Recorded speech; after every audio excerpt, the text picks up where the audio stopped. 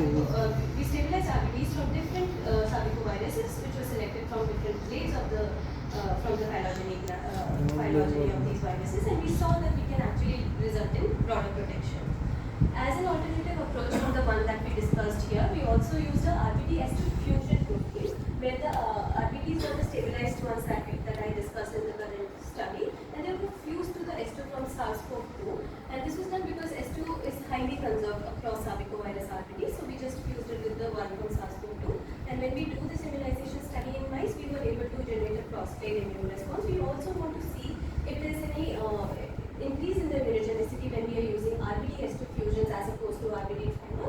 So that immunogenicity study is underway, and we'll be having a clear response on that later.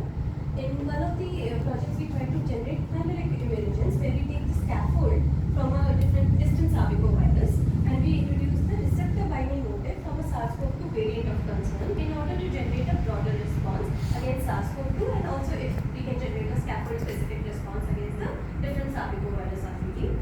And I did slide work for designing immunogens for MERS-CoV. This was based on the RBD of MERS-CoV. And for influenza, we also designed and characterized a few stem-based immunogens to better prepare for future pandemics. Basically, we work with H5. So with this.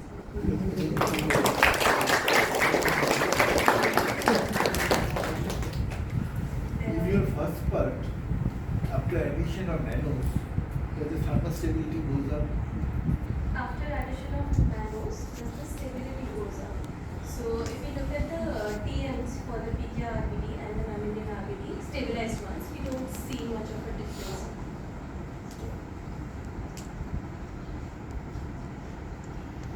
But the immunogenicity is substantial.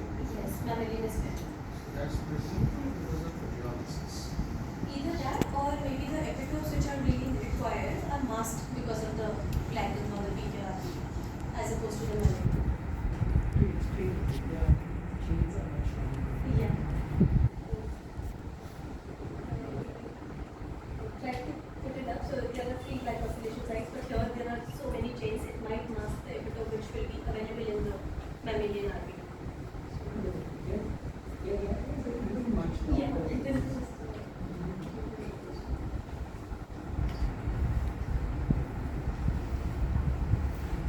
are there any more questions?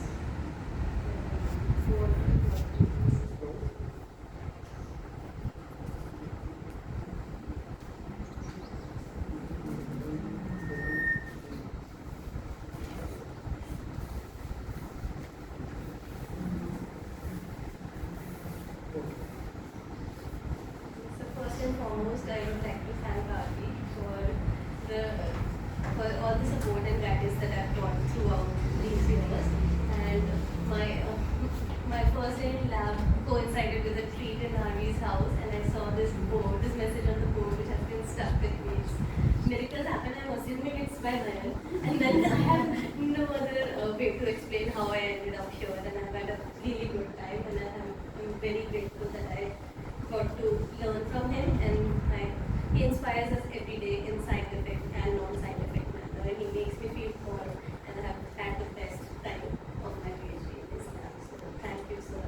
And then I also want to thank Sujatana and Nayan. They've been very kind, very inclusive, and so welcoming whenever they come to the lab or they invite us to their place.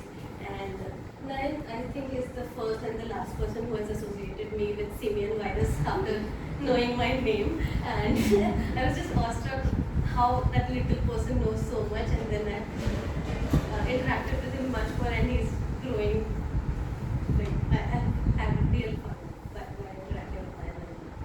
So, moving on, I would like to acknowledge the past and present chair, Professor Siddharth and Professor Rishikesh, for providing a platform where people can actually speak up and deal with situations. The whole MBU faculty, I feel, have made an environment which is very welcoming and approachable, and it runs smoothly because all of them have been really nice. and I didn't get much time to interact with all of them, but I have been with Mahavir sir, Ashok sir, and then Somnath sir during the NEPS committee, and also with Vidyavan during the last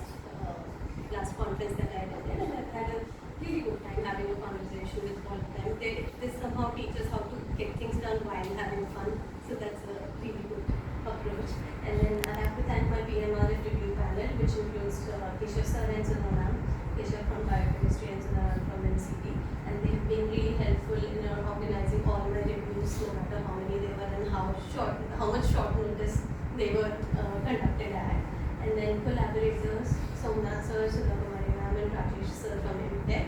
They have been really helpful throughout the projects that I employed, and they were very prompt in doing their part for the project.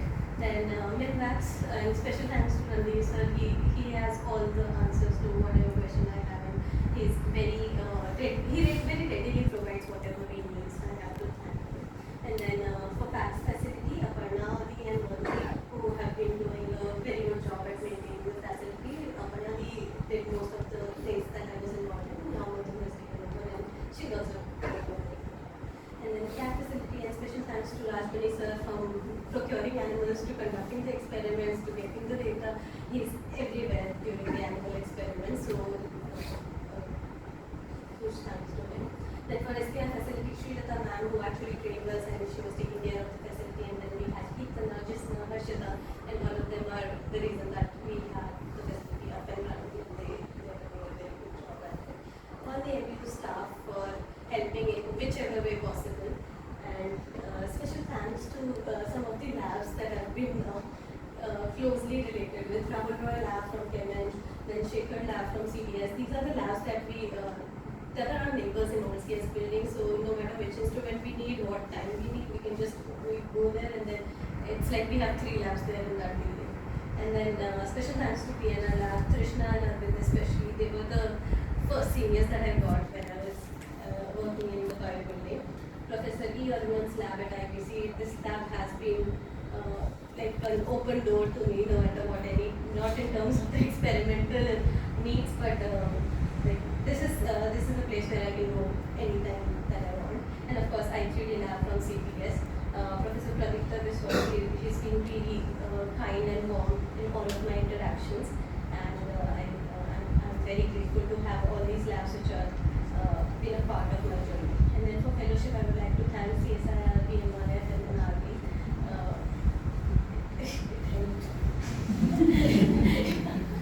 And then thanks to former RB lab members, even though I didn't have a lot of overlap with these people, which are in the start, Sameer, Shahbaz, Gopinath, Soumya, Priyanka. These were the people who were just finishing when I joined, and that's how I learned how the colloquiums are done, how things are when we are sort of finishing. And then I saw that for Rohan, Murmur, Nisha, Sara, Suhail, Shivarshni. Oh, Suhail. Yeah, so Suhail has been looking out for us in his own weird ways, and I really miss that in lab. And Shivarshni, Shakti, Samar, they were here for a shorter duration, but they were really bringing this young energy to the lab. Then current RB lab members, Pihu, Kokka, Devjyoti, Nidhi, Nishi, Monica, Manish, Manas, Nazir, Dipesh, Kanika, Tawfiq, Nitin, Purnima, Sanskriti, Riya, and Bhagadi especially, because she makes the things so smooth, all the non-academic things so smooth that we don't have to worry about any processing or paperwork. And then special thanks to Kokka. She's been my ChatGPT even before ChatGPT was there. And then I was really scared at the time that what if she leaves and how will I finish? So thank you, Kokka, for every single thing that you do. And no matter what time and what question I go with, I always get an answer.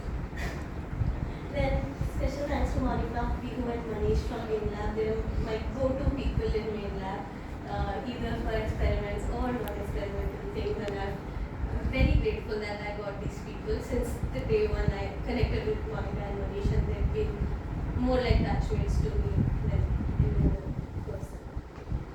Special thanks to Shakti. She worked with me for more than 6 months, and she has helped me a lot, and I wish her best for her future.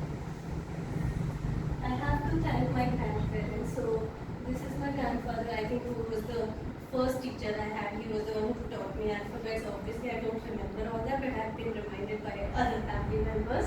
And she's my grandmother. She's actually a teacher. She has taught like hundreds of thousands of students, but I was one of them.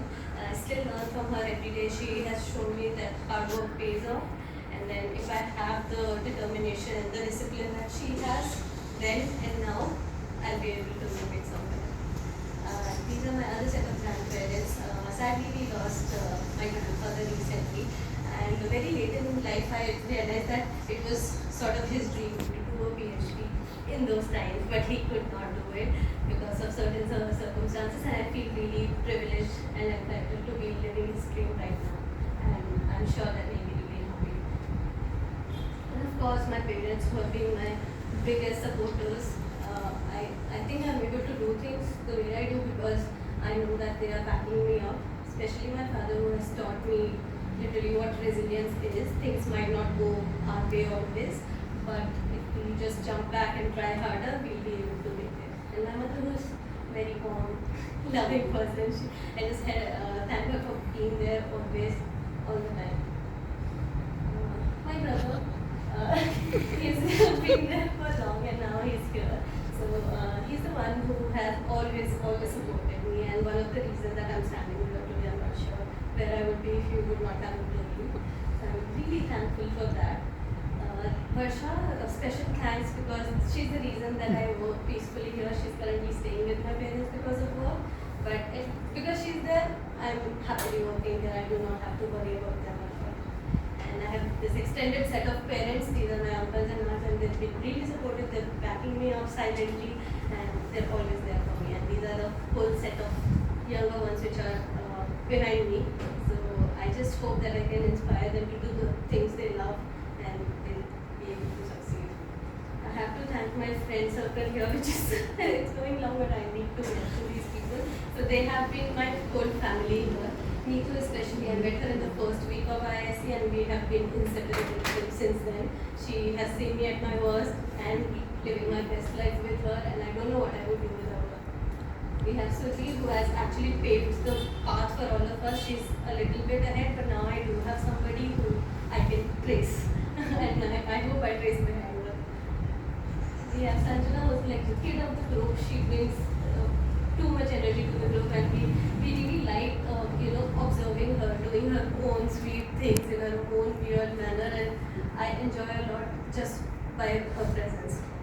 And then now we have Gaki, who's such a warm person. She's a new addition to the group, but I really enjoy her company. And of course, I think the last time I had him with me was school in such a setting, and now he's back, so it's very weird emotion, but I'm really happy that he's here. And then special thanks to Himanshu for always being there for me in the good times, in the bad times, celebrations or disappointments. He's always there, and he's such a positive influence. Sometimes I just can't be sad because he's around. Adarsh was like the fun energy to the group. If he's there, there's never a dull moment.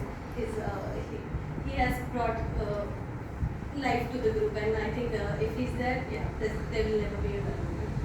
Uttam inspires us in different ways. I think there's a lot to learn from Uttam, and then he has shown that how to say through difficult times without being overwhelmed or breaking down. So I have a lot to learn from him. We have Sunandan.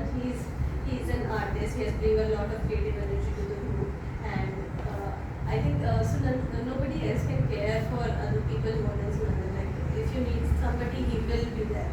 No, I don't know where he'll appear from, but he will be there. And then Amit also, he is also one of the important part of the group, and I really miss that he's not with us every day, but he always keeps coming back. And these are just my friends who are not the PhD friends. Aman, who joined with us, but then he had different career paths, and then he's been there. Shrilu, he was with me in the initial years of my PhD, and he actually supported me a lot when I needed the most. Shivanshi and Devra Vinay.